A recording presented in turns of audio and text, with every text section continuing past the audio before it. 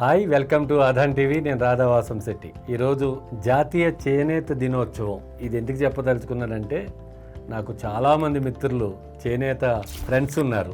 వాళ్ళు బండారులంక, రామచంద్రపురంలో ఆదివారపేట అని ఆ ఊరంతా చేనేత కార్మికులు. అసలు చాలా హ్యాపీ మాట. అక్కడికి వెళ్తే వాళ్ళంతా చూపించే అభిమానం, నా ఫ్రెండ్స్ అని చెప్పుకోవడానికి నేను చాలా గర్వంగా అనిపిస్తుంది. వీళ్ళందరికీ ఈరోజు చేనేత దినోత్సవ శుభాకాంక్షలు చెప్పాలని వచ్చాను.